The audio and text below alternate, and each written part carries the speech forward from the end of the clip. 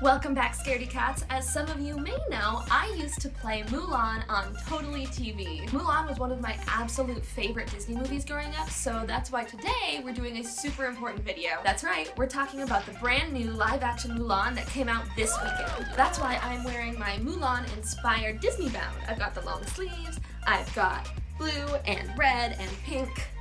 As you know, Mulan was supposed to come out in March, and I had plans to see it with all of my Totally TV friends. However, COVID happened, and that kind of pushed things back a bit. So instead of it coming out in movie theaters, we had to see it on Disney+. But last night, I was lucky enough to get to watch a screening of it with a bunch of friends who you might recognize.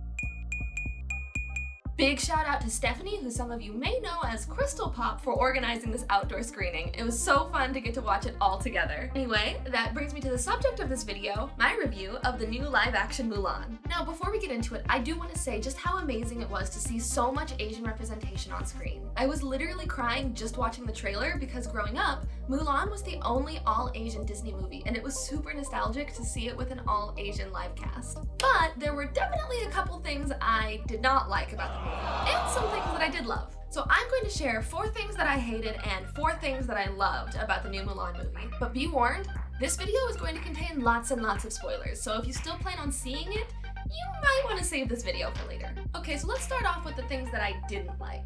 Number 1, they gave Mulan superpowers. In the movie, they describe Mulan as having really strong qi, which is actually a part of Chinese culture, which basically is a word that means life force or energy. But in this movie, Mulan uses it kind of like the way the Jedi use the Force in Star Wars, and it didn't feel quite right. I think the thing for me is that in the original Mulan, Mulan is just a girl like the rest of us. She's awkward and unladylike and not very skilled at anything, really. But through her hard work and perseverance, she becomes a great warrior and saves all of China. And in the remake, it's like she's born with these special superpowers, and that makes her better than everyone else. This is actually the same issue I had with Rey in the Rise of Skywalker movie. Why does Rey have to have an important, powerful family connection for her to be powerful? Why can't she just be a regular person who learned how to be incredible? It's like actually such a bummer for me that they changed Mulan like this.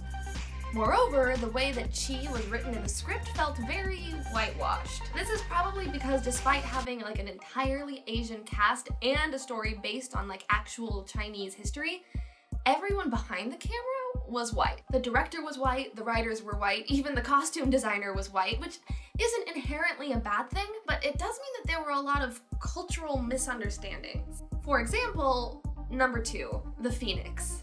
In the movie, the Phoenix is kind of like a symbol of Mulan's family or her ancestors, and so when her father prays to their ancestors to protect Mulan, a phoenix appears to help guide her on her journey. He explains to her when she's little that the phoenix rises from the ashes, reborn.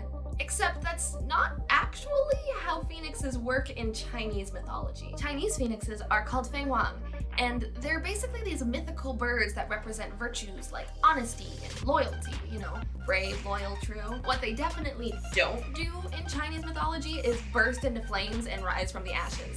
That's what they do in Greek mythology. Chinese phoenixes and Western mythology phoenixes are really only the same in appearance and nothing else, which a Chinese person probably could have told the writers of this if they had asked. Anyway, number 3. Okay, so there's this whole plot point where Mulan is at boot camp and she doesn't want to bathe around other people because she doesn't want them realizing that she's a woman, right? So everyone at boot camp keeps telling her to take a shower.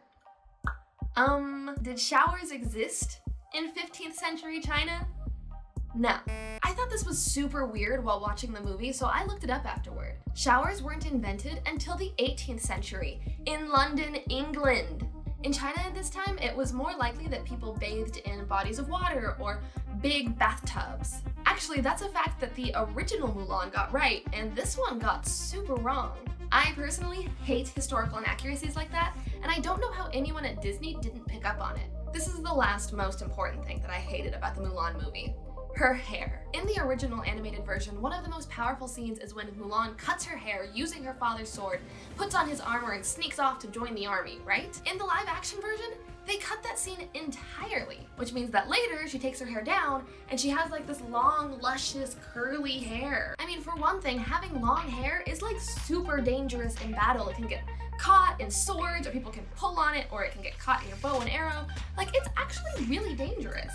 So there's like really no reason for her to keep her long hair except that it looked good. Also, speaking of looking good, because it looked amazing, how did she have time to style it in the middle of that battle? She like takes her hair down in the middle of a battle and it's like a hair commercial, like long and luscious and beautiful. I'm not fighting in a war and I can't even get my hair to look like that on a normal day. But okay, let's stop talking about all the things that I hated about the movie and move on to the things that I loved. And trust me, there are actually a lot of things that I loved about it, so I had to actually narrow it down. The first thing I loved was the setting. The beautiful natural landscapes were incredible. The nature shots, the imperial city, the costuming, the colors, everything was just so gorgeous. I wanted to visit China before, but now it's definitely a must-see. Another thing I loved was this guy.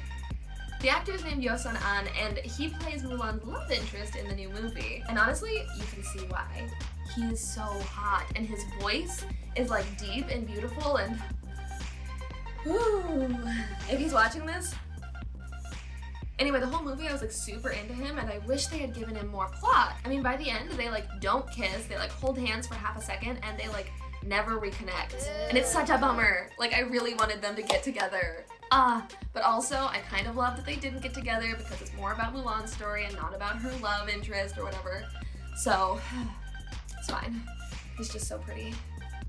Another character that they added to the live action version that I really loved was the witch, played by Gong Li. She was just like a super badass character. Like, look at her costume, her makeup, her headpiece. She had like super cool superpowers that actually like worked with her character, unlike Mulan, whose superpowers were like super forced and unnatural. And she like does this whole scene where she fights with her sleeves, which I wish I could do, but my sleeves aren't long enough, and it was so cool. She also has like a super interesting character arc. She showed how the patriarchy on both sides, both the good guys and the bad guys, were both oppressing women. She has my favorite line in the whole film. She tells the leader of the bad guys that they were foiled by a woman, right? And the guy's like, what? A girl defeated us?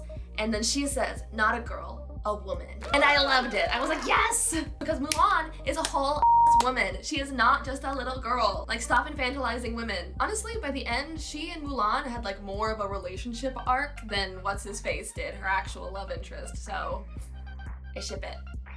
Okay, and lastly, the thing that I loved most was the music. The music of the original movie was so beautiful, and they used the music of the original and wove it into the scenes of the new movie in a really powerful way. Like when Mulan is hit in the chest with a throwing star and she decides that it's time to embrace the fact that she's a woman, and then they start playing Reflection, and I was like fully, like tears, like extremely. Ultimately, the original Mulan had such a huge impact on my life and still does to this day. I mean, I get to play Mulan on a TV show watched by like millions of people, which is why, honestly, I wish I had liked the new remake more than I did, but I just kind of thought it was okay. But there were a ton of amazing parts, and I really enjoyed a lot of the cast. Like, they were incredible. Have you guys seen the movie? Did you like it? Did you not like it? What were your favorite parts or your least favorite parts? Let me know in the comments. Make sure that you like this video if you like me, or you like Mulan, or you like any of the stuff that we talked about today. And then subscribe to my channel so you don't miss the next video. Okay, until next time, RIP.